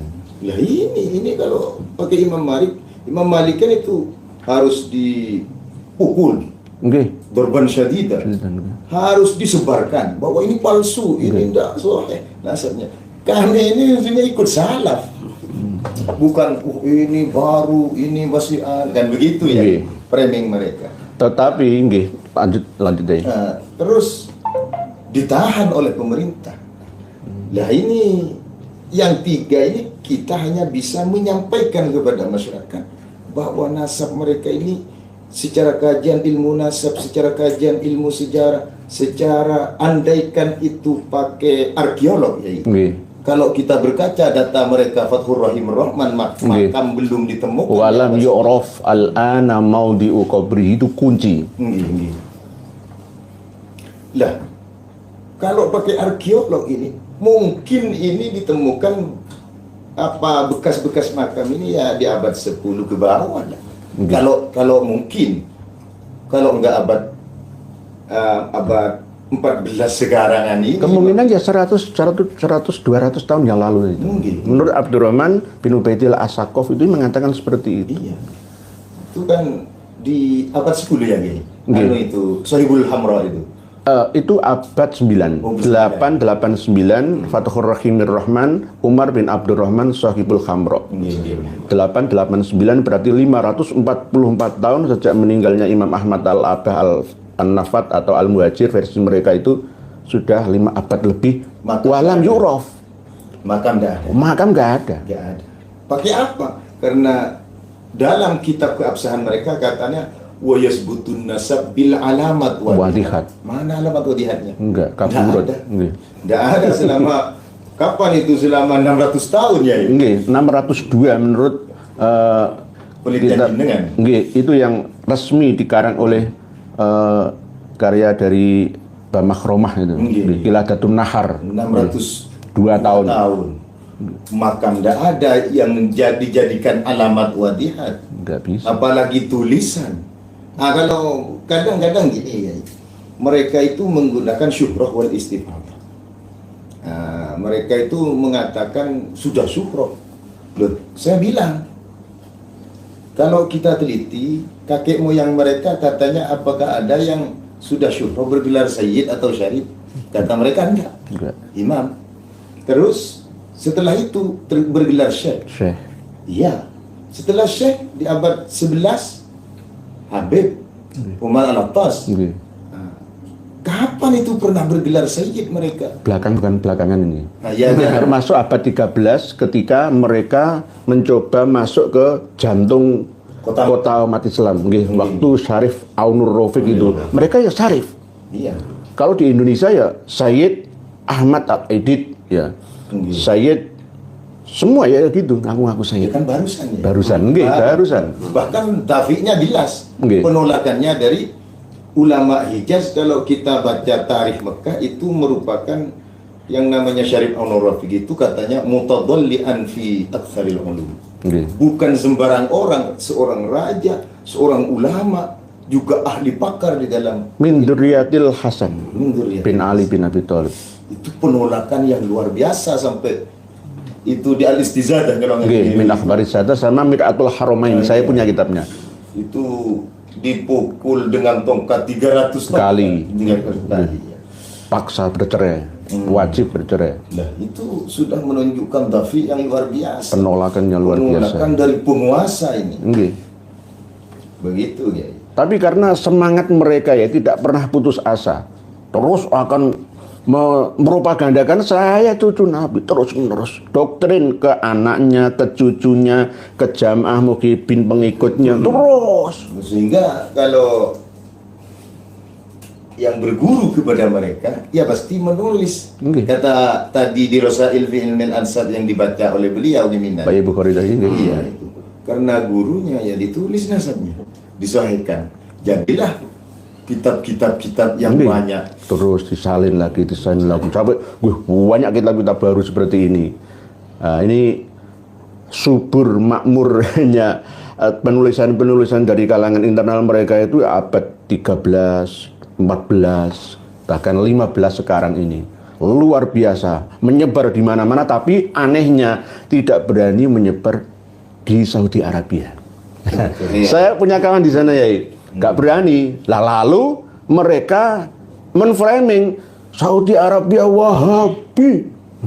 Iya, ya kalau kami sebagai kaum santri bagi andai kata kaum santri itu mau membaca kaidah-kaidah nasa dengan banyaknya kitab yang setelahnya abad 9 ke bawah, itu kan pengambilannya tetap satu kepada Ali As-Sakran. Dan di dalam kaidah itu sudah berbunyi la yuhtaddu bi kasratil masadir idza kanat kulluha tunqal min aslin wahidin. Artinya kitab-kitab setelah Burqan Musiko itu dikarang banyaknya bagaimanapun, kalau sudah ujung-ujungnya tetap Burqatul Musiko kan tertolak semuanya. Karena kenapa sekarang ini kaum santri yang biasa membaca kitab kuning, kitab bahasa Arab itu kok masih husnudzon? Karena sekedar membaca, nggak meneliti memahaminya. Sekelas Al-Muhibbi saja dalam Khulasatul Atharnya, sekelas Syekh Yusuf bin Ismail An-Nabhani saja, sekelas Kiai Haji Abdullah bin Nuh saja ya bisa kena kok. Kadang saya berpikir ya, sekelas Ar-Raudul Jali ya, disandarkan kepada Syed Murtadho Az-Zabidi saja bisa kena kok. Padahal saya itu nggak percaya Syekh atau Syed Murtadho Az-Zabidi itu mengarang kitab Ar-Raudul Jali itu kitab yang disandarkan secara paksa kepadanya oleh Habib Mustafa Al-Aidrus, itu kawannya beliaunya, tapi gurunya Syed Murtadho Az-Zabidi itu Habib Abdurrahman Al-Aidrus. Lalu di dalam kitab Ar-Raudul Jali itu kan ada dua, yang pertama Ar-Raudul Jali Syed Murtadho Az-Zabidi, yang kedua karya dari Habib Mustafa Al-Aidrus. Hampir sama seperti kitab Al-Imamul Muhajir. Yang pertama Al-Imamul Muhajir karya Muhammad Syihab, yang kedua Kiai Haji Abdullah bin Nuh dari Cianjur itu. Ya selalu klaim-klaim seperti itu. Nanti akan misalkan buku ini saya dompleng jenengan kan ngarang buku Ketidakabsahan, lalu saya kasih mukadimah dua ya, bahwa yang pertama ini karya saya, yang kedua karya panjenengan, tetapi berdasarkan arahan dari saya. Nah, hanya klaimnya seperti itu. Lalu terus disalin lagi oleh generasi berikutnya. Dan generasi berikutnya ini tidak benar-benar menelitinya, akhirnya menerima begitu saja. Dan ini akan terus terjadi. Saya kasih contoh yang perlu ya kita sadari bersama, bahwa Habib Abdurrahman Al-Masyhur, pengarang kitab Bughiyatul Mustarsyidin, pengarang kitab Syamsul Dhahirah, itu biasa berdusta. Di Syarhus Sudurnya, begitu juga di Lam'atun Nur karya Habib Ali bin Abdurrahman Al-Masyhur, anaknya, itu ya sama, karakteristiknya hampir sama, yakni suka berbohong. Ketika saya teliti Syamsul Dhahirah, versi manuskripnya dengan versi cetakannya ini berbeda, khususnya ketika mencatat leluhur beliau yang paling terkenal, yakni Habib Ali Kholiq Kisam. Habib atau Syekh Ali Kholiq Kisam yang memiliki karomah, makomnya sangat tinggi, 247.000 lebih makoman min makomatil aulia. Ketika sholawat dalam tahiyat, ketika sholat dijawab oleh Kanjeng Nabi Muhammad, wa alaikassalam ya Syekh Ali bin Alwi bin Muhammad bin Alwi bin Ubaidillah bin Ahmad, dan seterusnya sampai Rasulullah Shallallahu Alaihi Wasallam. Padahal Habib Abdurrahman Al-Masyhur ini menukil kama qala pengarang kitab Tabaqatul Khawas As-Sirji. Kama qala As-Sirji. Ahmad bin Abdul Latif As-Sirji Az-Zabidi, pengarang kitab Tabaqatul Khawas ini. Saya teliti manuskripnya Tabaqatul Khawas, ternyata nggak sesuai. Alias wafatnya Ali Khalid Kisah menurut Syamsul Dhahirah katanya 529 Hijriah. Padahal Tabaqatul Khawas 700 bid'un atau bid'in wa isrina wa sab'i mi'atin. Tidak angka, kalau angka masih bisa dirubah, dimanipulasi. Kalimat bid'in itu lebih dari 3 ke 9 gitu. Pilih mana yang pas, bisa ganjil, bisa genap katanya. Wa isrina 29. Wa sab'i mi'atin ini loh. Enggak iso sab'i mi'atin khamsi mi'atin tadi ini. Nah, ini kan fitnah. Jadi Habib Abdurrahman Al-Masyhur ini menfitnah As-Sirji, padahal di dalam manuskripnya, versi cetakannya, 2 versi cetakannya saya punya. Cetakan pertama, cetakan kedua tetap bid'in wa isrina wa sab'i mi'atin wafatuhu. Itu jadi nggak bisa ditipu. Kalau orang nggak punya datanya, ya manuskripnya, ya akan iya-iya saja. Inilah terus akan digelorakan. Jadi kita harus waspada. Ya, Sirji itu kan motifnya ya dari As-Suluk juga. As-Suluk juga, nggih. Ya, As-Suluk itu kan ya mengatakan bahwa Muhammad Ali bin Ba'alawi itu min duriyati Jadid. Jadid sendiri ketika direportase oleh Al-Janadi pun itu tidak berdasarkan data yang valid, hanya berdasarkan kabar-kabar cerita yang ada di daerah Tarim Hadramaut situ. Karena ketika kita cari ya referensi lain, kelemahan di dalam As-Suluk sendiri ya banyak kami temukan, termasuk senjata yang paling utama dan pertama, As-Suluk itu salah mengutip Al-Quranul Karim. Al-Quran saja bisa salah, apalagi lainnya. Betul. Dan selain itu, Al-Janadi sendiri bukan pakar nasab. Bukan pakar nasab. Pakar sejarah itu sama seperti ketika Vandenberg ya nulis apa adanya, pokoknya menulis tergantung pemenang perang, ya penguasa kan, ya tergantung aku. Misalkan sejarah Pamekasan itu dulu adalah Pamekasan, Pamadegan, sama Palakaran, Arusbaya misalkan gitu. Terus saya rubah tahunnya, ya terserah saya, mesti tulis saya, kan begitu. Iya. Kalau orang protes ya protes, saya abaikan saja. Terserah saya nulis saya. Ya. Memang kalau dipadukan dengan kaidah ilmu nasab yang namanya kitab nasab ini merupakan sebuah kitab yang paling berhati-hati di dalam menyebutkan nasab seseorang. Beda dengan sejarah.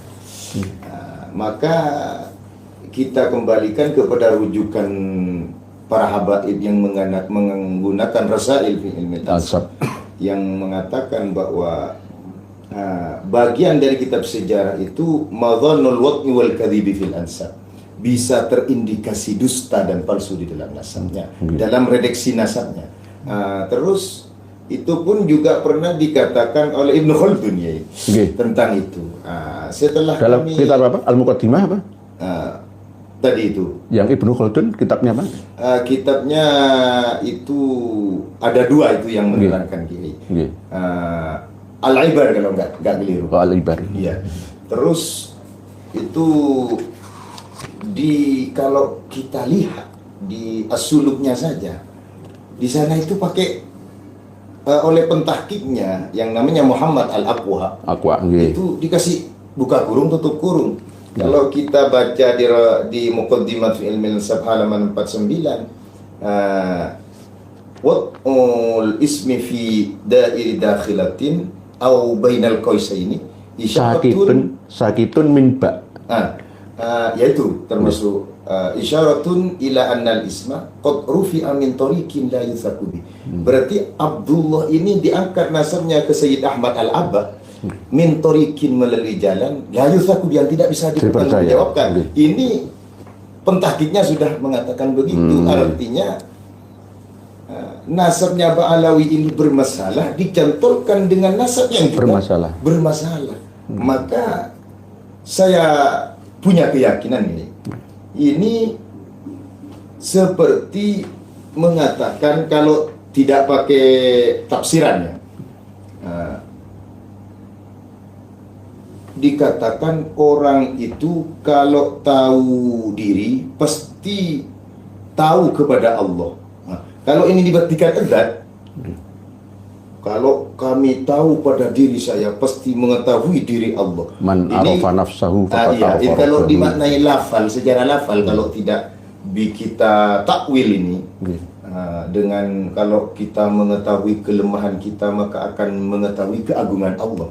Kalau dimaknai lafalnya ini muhal ala muhalin, kan begitu ya? Bisa seperti itu. Muhal karena kita mengetahui diri saja tidak bisa. Bisa apalagi darah kita mengalir kemana, ini jantung sedang apa, nggak tahu. Apalagi penciptanya lebih nggak tahuan lagi, kan gitu. Nah ini nasabnya, ini nasab Ubaidnya ini bermasalah, mencantolkan ke Abdullah, malah Abdullahnya juga masalah. Nah ini mana mungkin ini dikatakan makbul saja, tidak mungkin. Jadi saya tidak setuju kalau dikatakan masih muhtalaf kalau sekarang. Lebih meningkat batilun Jiddan itu. Sadidan itu tadi. Apa yang disampaikan Pak Yai Abdul Ghalib ini memang benar ya, sesuai dengan fakta yang kami teliti selama ini ya, tidak menyalahi hasil dari ada kesimpulan dari apa yang kami simpulkan ya, bahwa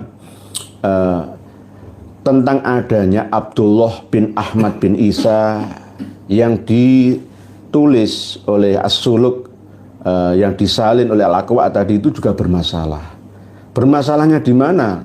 Coba kita melompat ke kitab internal mereka, Al-Ghuror dan Al-Masra'.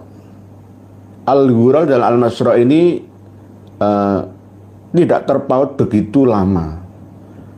Ada keraguan tentang keabsahan nasabnya Bani Jadid juga. Kan ada cerita seperti itu. Akhirnya Ali bin Jadid minta isbat ke Basrah.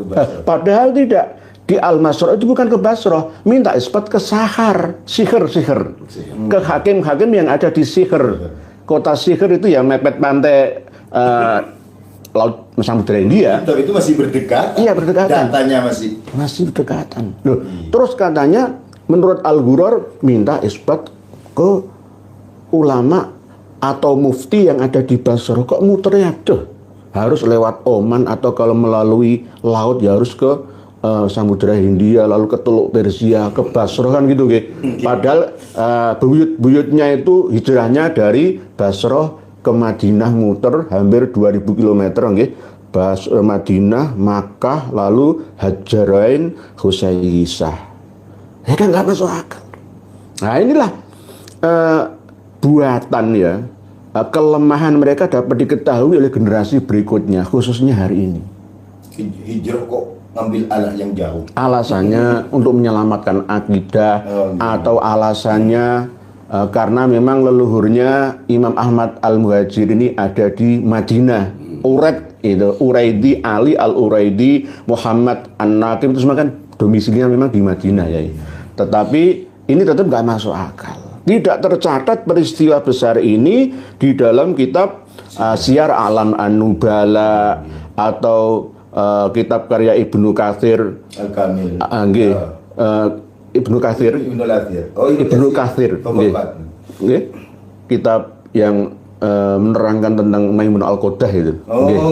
Jadi tidak dicatat semua, nggak ada. Padahal tahun ini ada peristiwa ini.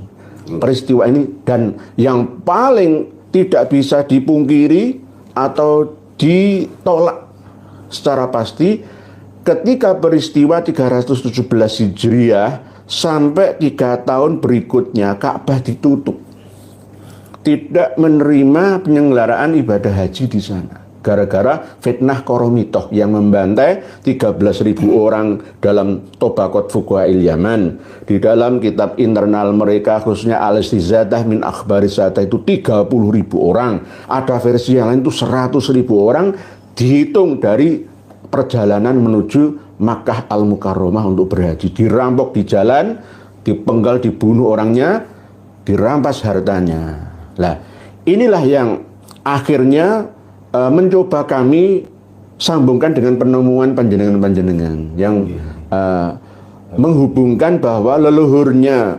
Ba'alawi itu sampai ke Ubaid bin Maimun Al-Qodah. Tetapi saya menolaknya. Kok enak nanti kalau memang sahih ke Ubaid bin Maimun Al-Qodah atau dinasti Ubaidillah Al-Mahdi, nanti Al-Azhar Kairo Mesir, universitas tertua di dunia, diakui milik leluhurnya nanti.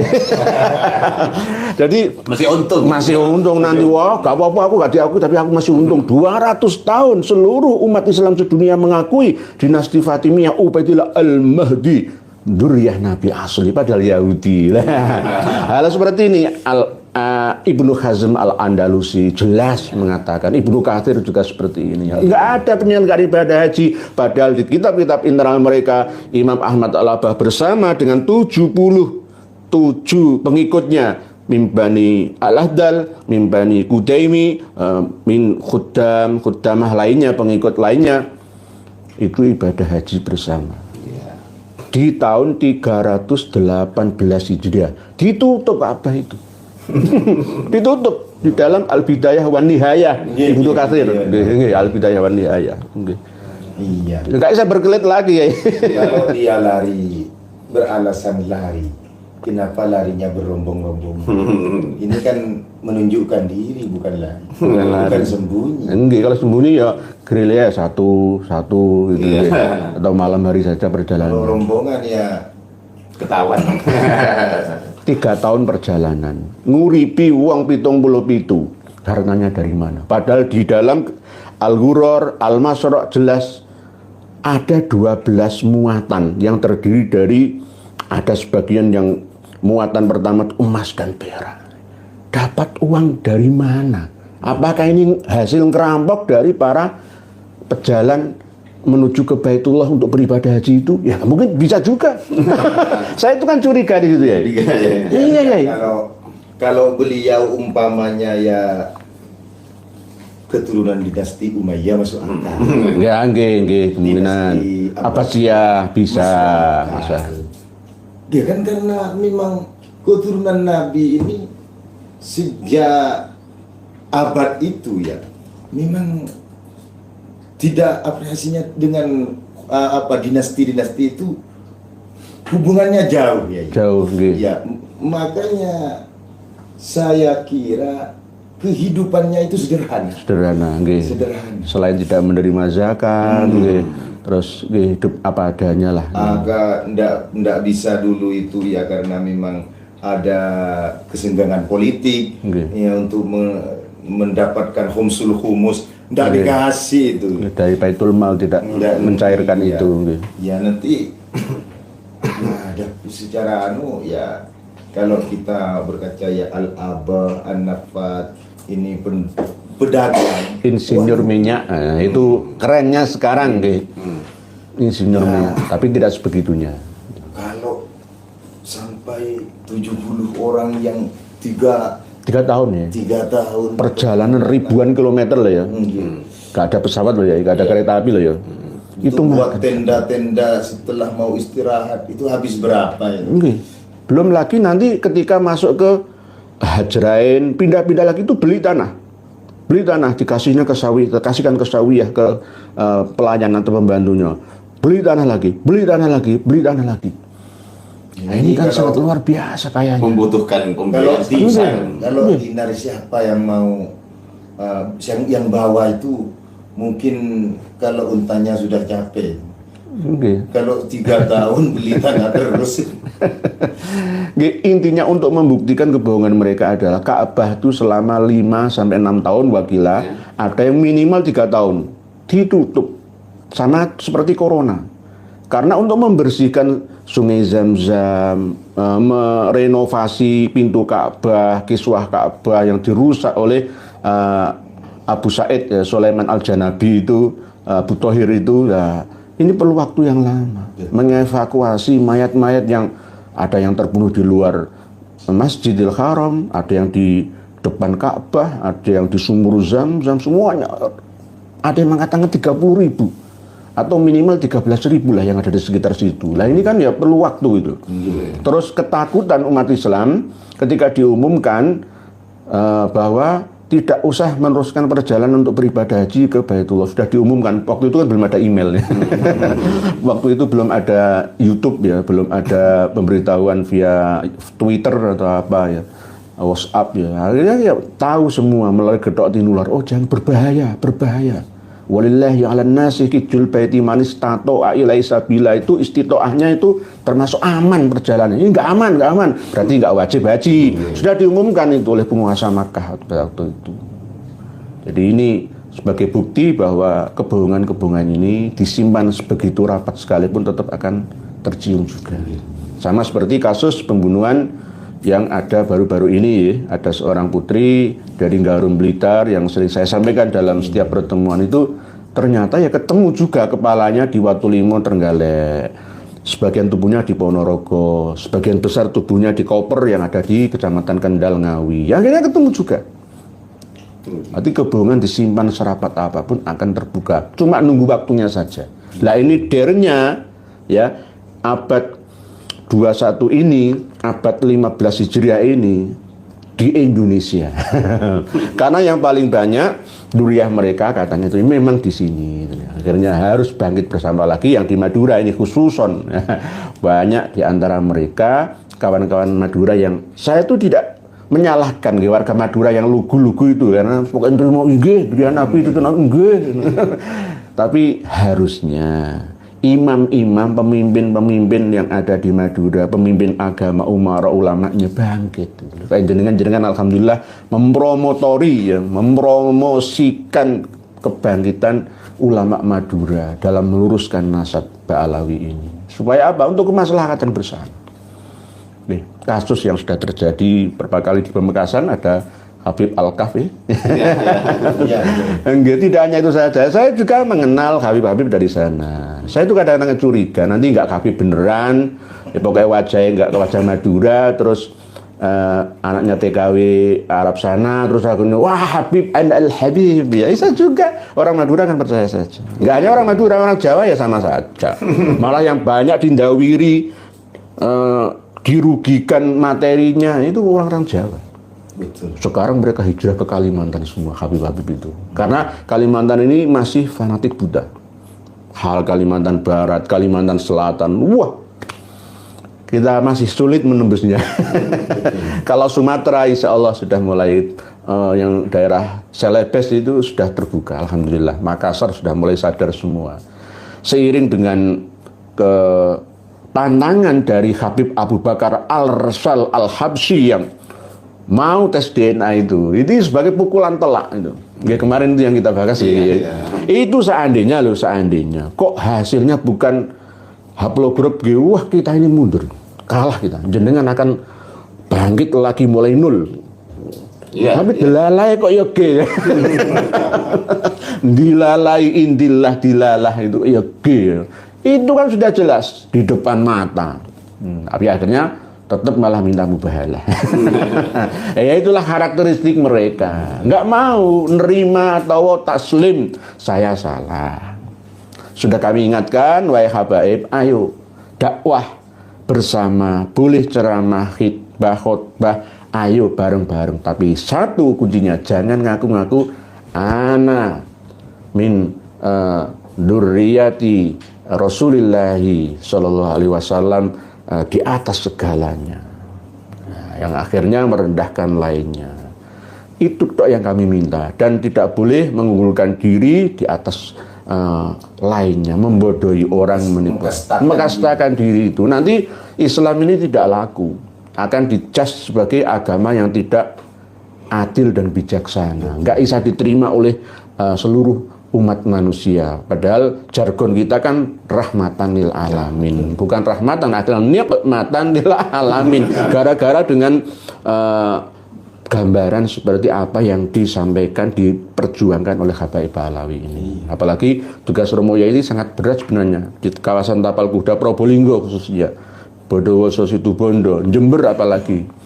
Nah, ini insya Allah nanti Yai kita bisa berbagi. Kalau jenengan nanti punya kitab baru tolong saya dikasih. Jangan tadi bilang kitab apa itu saya nggak punya, saya akan mencari, tak uber ya. Saya itu orang bodoh, tapi suka ilmu. Nanti Yai akan saya kasih kitab Matolibul Aliyah karya Imam Fakhruddin Ar-Razi, pengarang Asy-Syajarah Al-Mubarakah, yang memang mengatakan di situ juz 8 Al-Matolibul Aliyah itu bahwa memang Imam Fakhrur Razi yang Sunni itu ya juga mengakui sering menuliskan di dalam karya-karyanya tentang Muhammad Al-Mahdi Al-Muntadhir, Shahibuz Zaman, dan terkadang di Asy-Syajarah Al-Mubarakah ditulis Ajalallahu Farjahu. Nggih, Farjahus Syarif itu. Nah, nanti ini jadi senjata Mbak Alawi, kalau Kiai Imad dan kawan-kawannya berdasarkan Asy-Syajarah Al-Mubarakah, padahal itu karya Syiah, berarti Kiai Imad dan kawan-kawan ya Syiah. Nah, akan seperti itu kan untuk senjata balik menyerang kita gitu. Padahal ketika kita kembali kepada kitab Matolibul Aliyah ini, karya Fakhruddin Ar-Razi asli, ya tetap menyebutkan Shahibu hadzal zaman. Nggih. Mungkin beliau ini menjaga keotentikan pengambilannya. Nggih, sesuai dengan itu tadi. Menulis, mengucapkan itu belum tentu mengisbat. Sama seperti Hadratus Syekh Kiai Haji Hasyim Asy'ari mengatakan ini Habib dari Markas Askaf itu Sayyid. Nah, belum tentu mengisbat. Kalau mengisbat itu datanya dari mana? Buya Hamka misalkan mengatakan Al-Jawharus Syaffaf, sudah benar-benar mengesahkan nasabah Alawi. Mana kitabnya? Apakah benar-benar Buya Haji Abdul Malik Karim Amrullah ini memiliki kitabnya? Saya nggak percaya, karena kitab itu sulit diakses oleh kita pada waktu itu. Betul kan? Nggih. Kalau kita kembali lagi ke kaidah yang mereka pakai, karena mereka itu memakai kaidah nasab itu hanya satu, ya, Rasail fi ilmil ansab. Nggih. Di halaman 150 itu kan dijelaskan begini, ya. Fala ibrata bilaqabi sayyidin aw syarifin ila akhirih ma lam yakun nasab sahihan. Atau ada penyebutan laqab sayyid syarif, tidak berguna kalau memang nasabnya sudah dititi, itu tidak sahih. Ya, jadi mereka mengatakan sayyid syarif Utsman bin Yahya, yang tidak berlaku karena setelah diteliti ini nasabnya tidak sahih. Itu sudah pakai kaidah yang mereka ambil, yang dijadikan referensi di dalam penulisan kitab keabsahan nasabah Alawi, pakai Rasail. Makanya saya sering memakai kaidah Rasail ini, ya, karena mereka pakai itu. Jadi kalau pakai layar nanti, wah, kitab apa itu? Nah, kalau pakai yang mereka pakai, masa masih mau menghindar? Nggak bisa. Sama seperti kita ini untuk membuktikan kesesatan tidak hanya tasawuf mereka, tapi juga syariat mereka. Akidah mereka juga bermasalah. Jadi mulai dari iman, Islam, ihsan itu bermasalah menurut saya. Karena apa? Terbukti dari kitab-kitab karya internal mereka. Kalau ini kitab ini karya dari Kiai Haji Abdul Ghalib dari Madura, ya bisa dibantah. Ya menurut sampean, enggak, ini menurut mereka, kitab karya mereka sendiri. Nanti kita dikatakan begini, kitab karya mereka yang bercerita-cerita khurafat seperti itu. Dan itu dikuatkan dengan amalu salafina hujjah. Amalu ahli tarim hujjah. Lah, ini kan setuju dengan. Jadi nggak perlu pakai Quran, nggak perlu pakai Quran hadis atau ijma qiyas versi eksternal mereka, nggak cukup. Amalu ahli tarim, amalu ba'alawi sesuai Bughyatul Mustarsyidin hujjah. Dalil, pedoman, pegangan, panutan. Sama ini namanya fanatik buta itu tadi.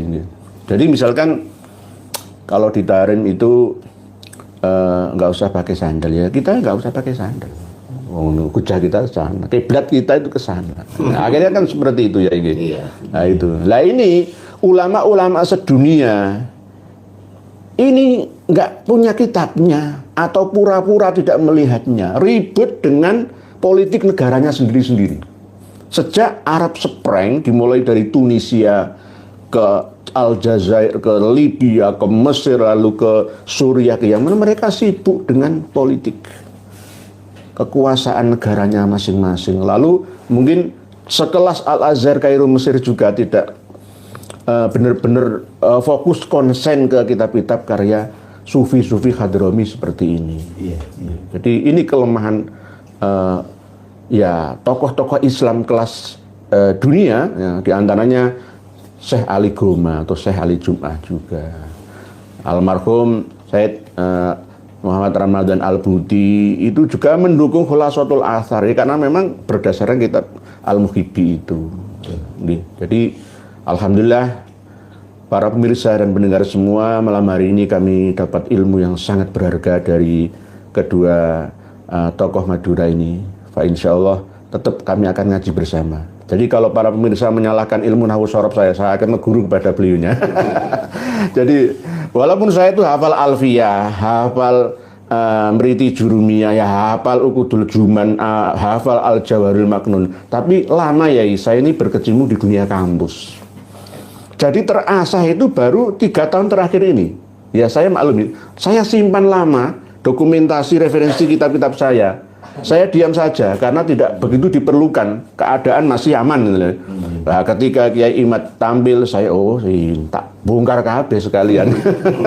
Sekalian saya akan asah kembali kemampuan. Sebenarnya ini bukan niat kami untuk terkenal, laris, ceramah di mana-mana, dapat uang, bukan orientasi kami.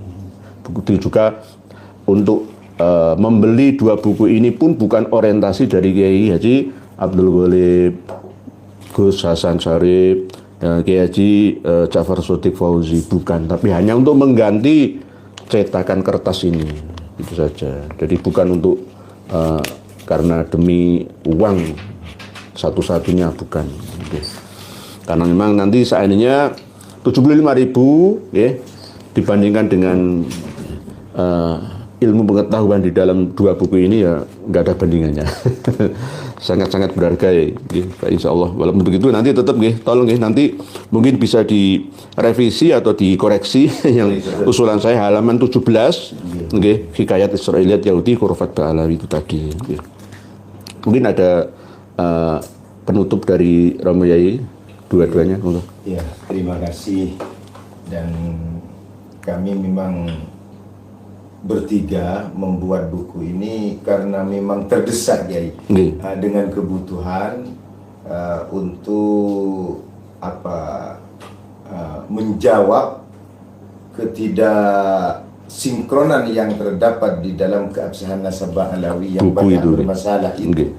Maka mungkin banyak tulisan yang tidak sesuai dengan abjad apapun. Itu memang kami akui dan terima kasih kepada beliau yang telah memberikan koreksi yang sangat baik, dan juga terima kasih kepada beliau yang telah banyak kami tahu tentang sejarah Kiai, tentang banyak cerita-cerita yang arahnya memang mereka itu banyak berdusta di dalam menceritakan sebuah cerita dari kakek moyang mereka, begitu ya. Saya sangat terima kasih, banyak ilmu yang kami peroleh dari jenengan. Terima kasih. Terima kasih itu bahasa Maduranya Sakalangkung. Matur Sakalangkung. Itu kalau lengkapnya biasanya disingkat Sakalangkung saja. Sama dengan kaule, kabule, jadi bule saja. Kulo, tadi kabule, bule saja. Romo Yai Bukhari untuk menyampaikan. Ya, kami barusan mendengar dari beliau mengatakan bahwa ingin berguru nahwu kepada kami. Justru kami datang ke dalamnya beliau karena kami sering menonton keterangan-keterangan di YouTube, dan kami sangat mengagumi yang telah membela kebenaran. Terima kasih. Dan kami terakhir dari kami mengajak kepada kaum santri, sekiranya kaum santri itu sudah membaca apa-apa yang telah ditulis oleh Kiai Maduddin dan Kiai Nur Ihya dan yang lainnya, dan padukan dengan ilmu nasab kaidah-kaidah nasab. Jangan hanya mendengar dari seseorang kemudian mengiyakan iya lah. Jangan seperti itu sikap santri. Coba baca di mana yang benar menurut ilmunya para santri, maka dialah yang itulah yang pegang. Nah, kami mengajak begini karena begini Pak Kiai, kemarin kami mengundang Kiai Imaduddin itu bisa dibilang banyak kaum santri yang mengikuti kami. Ya, terima kasih Pak Kiai. Jadi kegagalan itu pelajaran yang sangat berharga. Iya. Nanti yang berikutnya jangan sampai gagal ya. Iya. Kami mendengar keluhan dari muslimin muslimat yang ada di Pamekasan khususnya itu. Kapan Pamekasan bisa kayak lainnya, bisa mendatangkan Kiai Imad dan kawan-kawan? Kalau memang kami dijamin ya keamanan, dan saya siap. Bukan karena takut, saya itu menghindari provokasi dengan saudara sendiri ya. Itu bukan berarti Kiai enggak, saya nggak pernah ada rasa takut, enggak ada. Terus sama saudara. Enggak, saya menghargai sesama saudara. Saya nggak mau diadu domba. Ya, Gitu. makanya kami harap kepada masyarakat Pulau Madura agar banyak mendengar dan banyak membaca. Supaya kita bisa berpikir dan seimbang Kiai tentang apakah ini layak untuk dihusnulidzon ataukah memang ini layak untuk kita teliti dan dikatakan bahwa ini kayaknya ini yang benar karena dalilnya jelas. Bukan ini adalah perkataan yang remang-remang yang harus dihusnulidzon. Karena kita ini sesungguhnya semua yang kita pelajari itu pakai dalil. Nahnu abna'ud dalil. Kita diajari tentang wujud Dengan dalil. itu dengan dalil. Apa dalilnya Allah itu adanya alam. Itu sudah di pesantren. Tauhid kita dulu seperti itu. Aqidatul awam sudah seperti itu. Kita berlandaskan dengan dalil. Oleh sebab itu khususnya kepada semua masyarakat di Indonesia, lebih terkhusus Madura ini, untuk menggunakan ilmunya. Kalau punya ilmu Kiai, kalau punya memang punya ilmu untuk meneliti, telitilah dengan benar. Kalau memang tidak pernah bisa meneliti, dengarkanlah mana yang lebih rasional dan mana yang hanya doktrin belaka. Begitu. Kun aliman au muta'alliman au mustami'an au muhibban wala takun khamisan fatalik. Jadi pesan beliau sama seperti dawai Rasulullah sallallahu alaihi wasallam. Jadi senjata orang Madura itu ilmu, bukan celurit. Bukan celurit, tapi ilmu pengetahuan. Saya ketemu dengan tokoh-tokoh sepuh Madura, dengan Bindoro, Takliman, Bangkalan, dengan lainnya. Aslinya orang-orang Madura itu orang yang luar biasa sejak dulu kala. Sekelas Hadratus Syekh Mbah Khalil Bangkalan, sekelas tokoh-tokoh ulama yang ada. Trunojoyo itu asli Sampang kelahirannya. Akhirnya menjadi pahlawan nasional. Tidak hanya begitu, sastrawan-sastrawan kita dari Sumenep, Songenep, dari Pamekasan, semua orang-orang luar biasa yang akan merubah sejarah bangsa menjadi benar-benar membawa maslahah untuk semua. Ini yang kami harapkan panjenengan-panjenengan sebagai kuncinya untuk membuka hazanah dan wawasan sesama tretan tibi ireng Madura.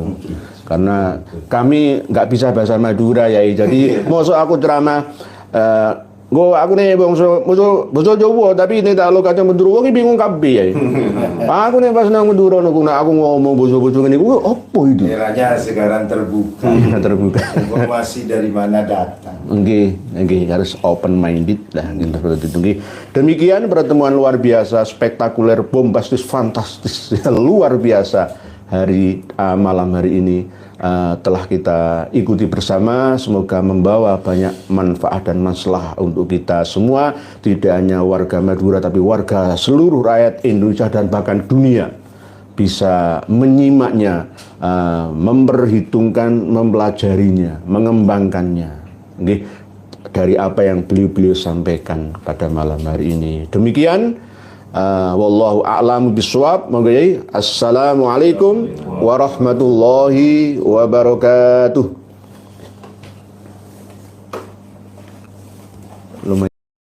Alhamdulillah, semangat bermanfaat dunia akhirat bagi kita semua.